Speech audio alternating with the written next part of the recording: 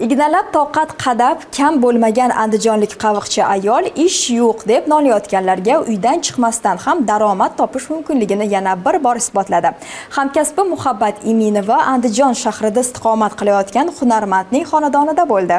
Farzandlari voyaga yetmagan Po'latxon aya Haydarova turmush o'rtog'idan erta qolgan kezlari ro'zg'or g'ori yutib yuboray deganida ham sabr qildi. Hech kimdan hech narsa kutmadi. Hunari uni qutqardi. Bolalariga ham ota, ham ona bo'lgan ayol ixlos bilan shu qadar maqsadni katta qo'ydiki, bir kunda 5 ta ko'ylak bitirish darajasiga yetdi. Keyinchalik ko'rpa to'shak tikishni boshladi. Bir ishni boshini tutdimi, uni oxiriga yetkazmagunicha tinchimaydigan chevar faqat o'zi istiqomat qilayotgan G'ayrat mahallasidagina emas, balki Andijon shahrida tez tanildi. Ayolni sabrga o'rgatadimi bu? Bu sabrda endi uni gapirmang uni. O'tirib turib mazza qilib ish qiladi bu yerdan. Men masalan mashinada o'tirsam mazza qilaman. Haligi yuragimdan chiqarib tikaman. Mazza qilib tikaman. Ko'pam charchamayman. Endi buni o'tirib bunday qovursangiz, mana qovurasiz. Qovugiz chiroyli chiqarmi? Ya'ni yo'l bilan kelaveram. Unda mazza qilaverasiz-da. Haligi qilgan mehnatingiz ham esiga kelmaydi. Endi daromadni endi gapirmang, daromad yaxshi. Po'latxon aya bozorni qidirmay qo'ygan. Mahsulotlarni xaridorlar o'zlari xonadonidan olib ketishadi. Kelinlarning sarposiga buyurtma olgan kunlari tikuvchilarning eshigida ish qiziydi. Onaxonning qiz kelinlari, nabiralari ham ko'rpa to'shak tikish hunarini olishgan.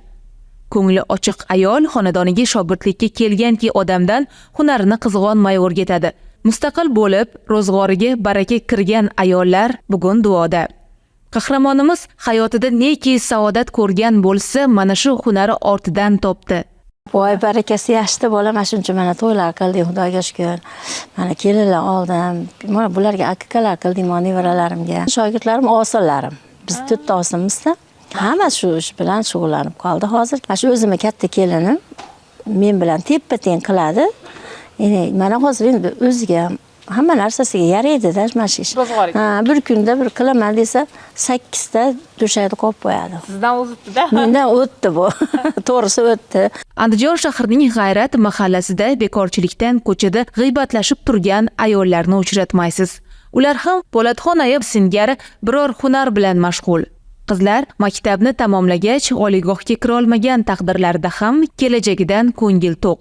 Hunarli qilib o'stirilyapti ular. Ayollarning aytishicha, ignalab toqat qadab topgan pullari juda barakali ekan. U ish qilish maza, u pul uchun emas, o'zini odam sog'ligi uchun ham kerak. Hozir men tenglar ancha o'tirib qolgan. Men ularga ham aytaman, o'tirmanglar, unaqa bekor turmanglar deyman. Qahramonimizning tetikligi, keksalik yo'qlaydigan xastaliklarga so'z bermagani mana shu hunari bo'ladi. Qaytanga bekor o'tirish onaxonni kasal qilarkan. Amallari xayrli, xizmati insofli hunarmandning qo'lidan igna tushmagan 100 yoshida ham yana reportaj tayyorlashga umid bog'ladik. Muhabbat Iminova, Ma'rufjon Kimsanov, Ovoza informatsion dasturi uchun Andijondan.